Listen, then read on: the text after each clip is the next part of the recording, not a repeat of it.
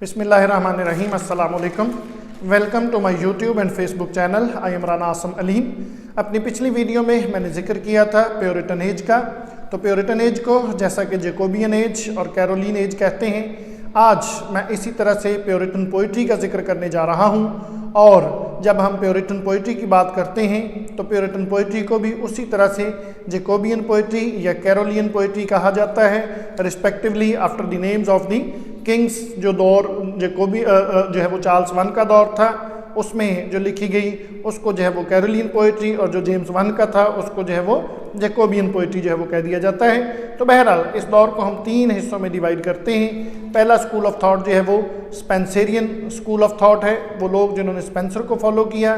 दूसरे metaphysical school of thought है, और तीसरा जो है वो स्कूल ऑफ कैवलियर पोइट्स जो है वो। तो ये तीन जो है वो मेजर स्कूल ऑफ थॉट जो है वो यहाँ पे हमें नज़र आते हैं। तो बहरहाल 17वीं सेंचुरी में हम देखते हैं कि जो लिटरेरी टेस्ट था उसमें बहुत ज़्यादा तब्दीली आ चुकी थी, और जो एक चेंज थी जो लिटरेरी टेस्ट में उस वक़्त तब्दीली ज़ाहिर हो रही थी, उसकी वजह वो जो एक इटालियन जो है वो स्टाइल था, जो एक डिफ्यूज़ और फ्लेम्बॉयंट स्टाइल था, जो रीडर्स को अट्रैक्ट करने के लिए, और एक मुंतशिर सा जो है वो तहरीर का अंदाज़ था, और जिसका मकसद सिर्फ़ और सिर्फ रीडर को अट्रैक्ट करना था। और इस स्टाइल को, इस इटालियन स्टाइल को स्पेंसर और सिडनी ने फैशनेबल बना दिया था। तो अब उसके ख़िलाफ़ हम देखते हैं कि 17वीं सेंचुरी में एक रिएक्शन आता है। लेकिन इसके बावजूद कुछ जो है वो ऐसे राइटर्स थे जिन्होंने स्पेंसर को फॉलो किया और उसको अपना मास्टर समझा, और इन्हीं को स्पेंसेरियन जो है वो कहा जाता है, या स्पेंसर स्कूल ऑफ थॉट कहा जाता है। तो बहरहाल इनमें दी मोस्ट थारो गोइंग डिसिपल जो है, जो शागिर्द है जिसने फॉलो किया स्पेंसर को जो है वो ड्यूरिंग दी जो है वो रीन ऑफ जेम्स वन, उसका नाम जो है वो फाइनस फ्लेचर है। फाइनस फ्लेचर का जो लाइफ स्पैन है वो 1582 टू 1648 है, और दूसरे उसी के जो है वो भाई जाइल्स फ्लेचर 1583 टू 1623। दोनों प्रीस्ट थे, दोनों कैम्ब्रिज यूनिवर्सिटी के पढ़े हुए फेलोज थे, और दोनों ने जो है वो अब इकट्ठे काफ़ी कुछ जो है वो लिखा। तो बहरहाल फाइनस फ्लेचर की जब हम बात करते हैं तो उन्होंने बहुत सारी जो है वो स्पेंसेरियन पेस्ट्रल्स लिखी और एलिग्रीज लिखी, और उसकी जो मोस्ट एम्बिशियस पोइम है उसका नाम था द पर्पल आइलैंड। तो ये जो है वो उसकी सबसे पॉपुलर पोइम का नाम है।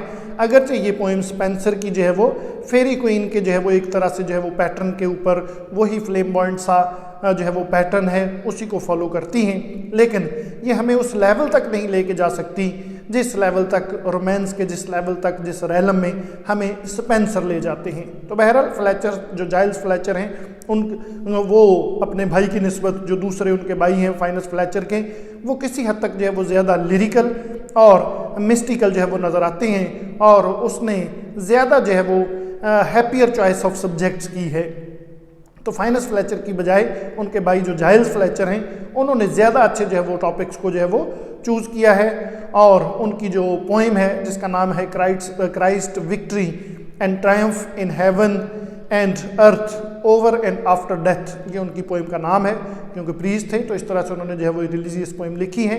तो ये 1610 में लिखी और एक एलिगोरिकल नैरेटिव है, और इसमें जो है वो हज़रत ईसा अलैहिस्सलाम की क्रूसीफिक्शन, उनकी रेजरेक्शन, और मतलब जो है वो उनको सलीब पे चढ़ाने से उनके दोबारा ज़िंदा होने तक जो है वो सब कुछ बयान किया गया है। रेजरेक्शन का मतलब जो है वो कि क्राइस्ट को जब जो है वो क्रूसीफाई कर दिया गया तो 3 दिन बाद उनके जिस्म मुबारक को उनके हवारियों ने उतार के सलीब से गार में रखा, लेकिन वो जब बाकियों को बुला के लाए तो वहाँ पे उनका जिस्म मुबारक नहीं था, उनको दोबारा ज़िंदा करके उठा लिया। हमारा मुस्लिम्स का फेथ ये है कि अल्लाह ताला ने पहले उनको जो है वो ज़िंदा उठा लिया, लेकिन अकॉर्डिंग टू क्रिश्चियन फेथ ये है। तो बहरहाल इसमें उन्होंने जो है वो इस पोएम में यही जो है वो जिक्र किया है, और इसी का जो है वो मेन थीम जो है वो यही जो है वो क्रूसीफिक्शन और रेजरेक्शन है।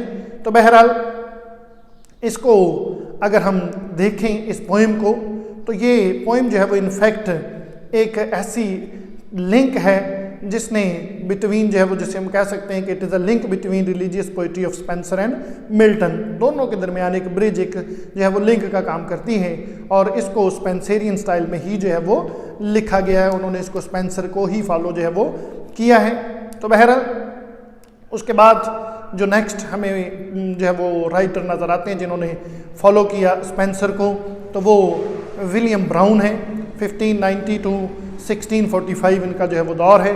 तो उन्होंने भी जो है वो स्पेंसर को फॉलो किया और उनकी जो फेमस जो है वो पोएम है उसका नाम है ब्रिटेन्स पास्टरल्स, बरतानिया की पास्टरल्स, जिसके जो है वो बाद हम देखते हैं जिसके अंदर तमाम तर जो है वो करेक्टरिस्टिक्स जो एलिज़ाबेथन पोइट्री की करेक्टरिस्टिक्स थी वो मौजूद हैं।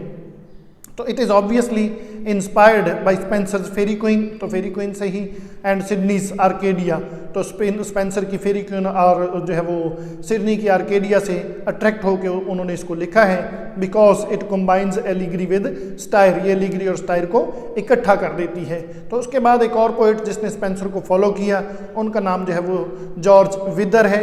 जॉर्ज विदर 1588 टू 1667, और उनकी जो बेस्ट पोइम है उसका नाम है शेपर्ड्स हंटिंग। तो ये इनकी जो है वो सबसे बेस्ट पोइम है, शेपर्ड हंटिंग। और जो है वो लास्ट पोइट जो उस जो है वो स्कूल ऑफ थॉट से ताल्लुक़ रखते हैं उनका नाम विलियम ड्रमंड है। विलियम ड्रमंड 1585 टू 1649 इनका दौर है। He was a Scottish poet, और ये स्कॉटिश थे, and he wrote a number of pastels, sonnets, songs, elegies and religious poems. तो बहुत कुछ उन्होंने लिखा, लेकिन बहरहाल उसकी जो पोइट्री है ये ज़ाहिर करती है कि वो एक रिफाइंड स्कॉलर थे और उनके पास जो हाई इमेजिनेटिव फैकल्टी थी, मतलब उनकी जो इमेजिनेटिव सलाहियतें थीं, पावर्स थी, वो बहुत ही खूबसूरत थी। और उसकी जो है वो पोइट्री की ग्रेटनेस और जो ओरिजिनल क्वालिटी थी वो उसकी पोइट्री की स्वीटनेस और म्यूज़िकल एवोल्यूशन थी। और ये ऐसे एलिमेंट हैं उनकी पोइट्री में कि जिसमें शायद ही कोई उसका सानी नज़र आता हो। इवन हमें जो है वो एलिज़ाबेथन जो लिरिसिस्ट हैं उनमें से भी कोई इसका हमसर नज़र नहीं आता। तो उनकी मशहूर जो है वो पोएम्स, जिसमें tears on the death of Moeliades एक एलिजी है, और उसके बाद सॉनेट्स में followers of Zion and pastorals, ये उनकी सॉनेट्स हैं। तो बहरहाल इस दौर के यही जो है वो इस स्कूल ऑफ थॉट के इंपॉर्टेंट जो है वो अपना राइटर्स हैं जिन्होंने स्पेंसर को फॉलो किया। तो नेक्स्ट वीडियो में बात करेंगे मेटाफिजिकल स्कूल ऑफ थॉट की।